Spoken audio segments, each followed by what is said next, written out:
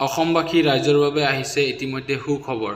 চৰকাৰী ঘৰৰ এপ্লাই আৰম্ভ হৈ গ'ল আজিৰে পৰা। আপোনালোকে যদি পোৱা নাছিলে চৰকাৰী ঘৰ তেতিয়াহ'লে আপোনালোকৰ বাবে সুখবৰ। কিয়নো এতিয়াৰ পৰাই আপোনালোকে পাব 2,60,000 টকীয়া চৰকাৰী ঘৰ।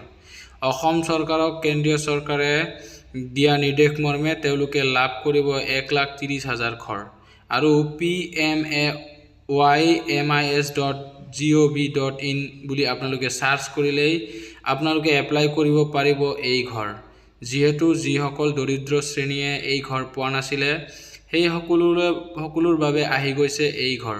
গতিকে আপোনালোকে পলম নকৰাকৈ সোনকালে এপ্লাই কৰি লওক। pmais.gov.in বুলি সাৰ্চ কৰি এপ্লাই কৰক PMAY ঘৰ। এই ঘৰ এপ্লাই কৰিবলগীয়া হ'লে আপোনালোকৰ তাত থাকিব লাগিব ৰেচন কাৰ্ড, ভোটাৰ ID আৰু আধাৰ কাৰ্ড, লগতে লাগিব বেংক একাউণ্ট। আৰু এই ঘৰৰ আবণ্টন পাব আপোনালোকে টকাৰ 2,60,000 টকালৈ বৃদ্ধি কৰা হৈছে।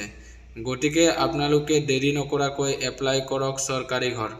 ইতিমধ্যে কেন্দ্ৰীয় চৰকাৰৰ নিৰ্দেশ মৰ্মে 1,30,000 ঘৰ অসম চৰকাৰে লাভ কৰিছে।